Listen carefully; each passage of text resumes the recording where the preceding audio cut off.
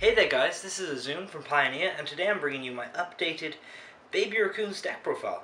I know a lot of you guys have been asking for this. I've received a couple of messages asking for an updated version for Legacy the Valiant, because obviously Obedience Gold is crazy.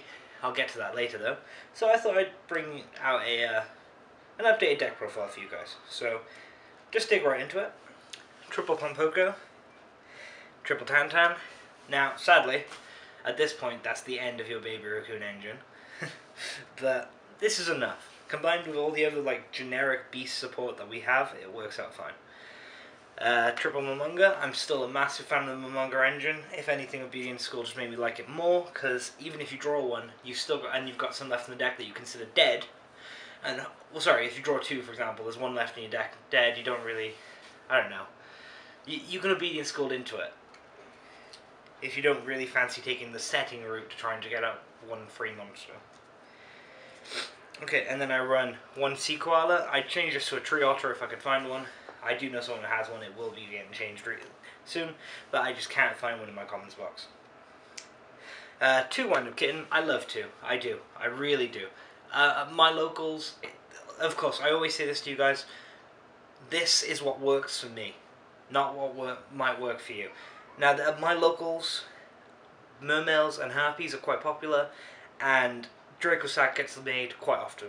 And this card is insane when it comes to dealing with Dracosacs. So I do go this quite a lot. One Canasta, I think I'm saying that right. This is a really good card. At first I thought only one was needed because you just didn't want to draw it, but I'm definitely going to bump this up to two. And to do it, I'm going to take out this one Key Mouse. Basically, I put in Key Mouse and Elephant because if you play Obedience Gold, I'm just going to assume everyone knows what Obedience Gold does at this point. If not, Yu-Gi-Oh! Wiki is a thing. If you play Obedience Gold, you can summon a level 2, and Key Mouse, and that will make Materia Beast right off the bat.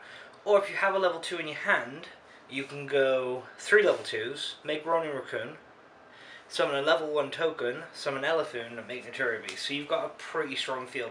And I thought I wouldn't be opening level 2 sometimes, and Key Mouse would be great, but it's never happened. I mean, this deck runs like 20 level 2s. It's like, I was being silly.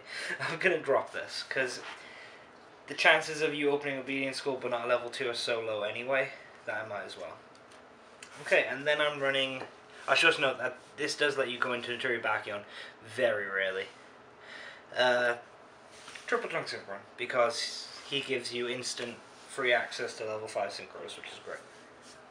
And the deck has quite a few strong ones, because level 5 is my favourite Synchro number, really. Okay, on to spells. 3 MST. I think if your deck has the space for it, 3 MST is so good right now, especially with Fire Fist being so popular. And this deck already has a bad matchup against Fire Fist. I'm running Book of Moon. This is a card I'm not really a fan of in most decks, but this deck does have a flip effect. It's not the fastest deck, so we could use quite a lot of disruption, and this is ultimately one of my favourite disruption cards. You do go minus for it, but sometimes, with the pluses you get off Ronin Raccoon anyway, it might be worth it. And I find it generally is. And then the focus of this deck, what made this deck what it is, Triple Obedience Gold. This card is ridiculous. Before this came out, this was one of my favourite decks. I loved Baby Raccoons. I was, people were like, oh crap, here comes Azun with his Baby Raccoons. But now this, oh my god, it's made the deck so much funner. It's so good. You just get from behind victory. It's just like, oh, it's fine, he's got 2 cards in hand and just an Obedience Gold, and I've got a Blue Eyes on board. And then you just go Obedience Gold, make a massive token. It's just ridiculous. It just comes out of nowhere. Then I'm playing one Dark Hole to go along with it, because I've kind of shied away from Dark Hole in most of my decks. I'm not playing it in most of my meta decks. But I feel like in non-meta decks, it's kind of needed. And plus in this deck, you need an empty field for Obedience Gold, so if you've got a dead card, you don't really mind killing it. And if you have 2 Ronin Raccoons out, you can Dark Hole the field, it barely affect you anyway. So situationally very good card. And then we're running 2 Close Forest, because Close Forest is amazing, and 3 Skloggy. Like if you're up against Mermails or anything really that doesn't run field spells, you're going to regret running 3 if you do. If anything, I'd probably side a 3rd for stuff like Prophecy.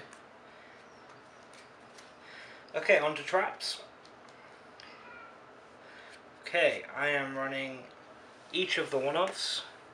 I haven't been a fan of Compulse lately, but again, I feel like this deck needs as much destructive force as it can. And Abyss Gaios is a thing, and Abyss Gaios is scary, and we want to avoid it, and Compulse is great against Abyss Gaios. I hate Abyss Gaios. 2 Phoenix Chain, and 2 Mirror Force. 2 Horn of the Phantom Beast just to get those tokens stronger, and my favourite card in this deck, 2 Mistake, because apart from the Key Mouse, which I've already said is coming out, nothing in this deck searches, and so many of the meta decks right now search like nuts. The only deck that arguably don't is Harpies, but if you save this for the right time when they're about to activate their Hysteric Sign, then you go off. The problem is, of course, Hunting Ground, but if you get your Closed Forest out first, it's not so bad. You'll pretty much shut them down. Okay, onto the extra deck. We'll start with the Xyz. Okay, we're playing the only one you really ever go into. Triple Ronin Raccoon. This guy's great. Makes tokens. Got Close Forest out. It's bigger than everything else on the field. It's the best card in the game. No, okay, I'm not saying that, but it's so good. It is really good. I like to call him Baby Dracossack. Then I'm playing 1 Gachi Gachi, because there are times that you can make a Gachi Gachi and then make a Ronin Raccoon, and then again, you don't need the Close Forest. Your token will automatically be stronger than everything else in the field because of Gachi's boost. Then I play 1 D'Augusto Phoenix, despite very rarely going into him. The only time I ever go into him is when there's an empty field, like say I've just Darkhold or something, and this is the best option because he'll put 3k damage on board instead of 2. Ronin Raccoon's so much better in the long run, but sometimes you just need that extra 1k damage for game. So he is in there, and this deck does have space. Then I'm playing the 1 Damage Magician. Very rarely made it. I made it once when my opponent took out my token. I had just a Ronin Raccoon with no materials, and I needed to get over it, and my hand was nothing. So I just made down it at the end of my turn, and then he couldn't get over it, and then I just ran over his. Okay. Oh, and then I play my 2 tokens. 2 nice YCS tokens from YCS London,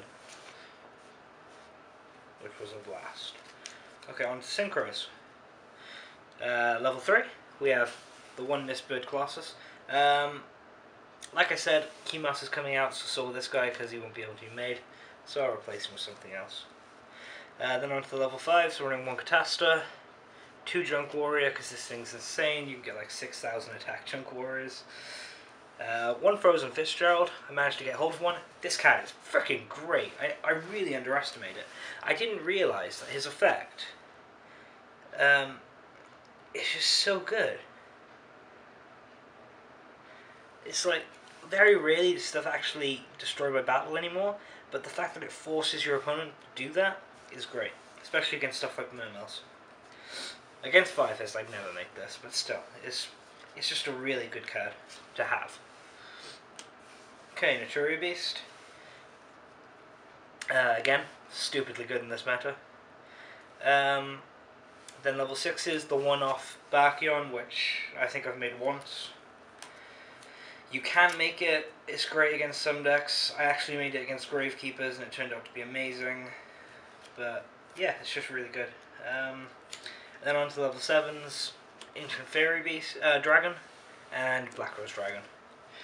Ancient Fairy Dragon is amazing, because I made it against Prophecy, and you blow up their tower, and you get to search for your own, and that makes their tower miss timing, where you get to search for Close Forest. Okay then guys, this has been Azun from Pioneer. Thanks very much for watching, and remember, give us that feedback, like, comment, and subscribe. Thanks very much. Azun out.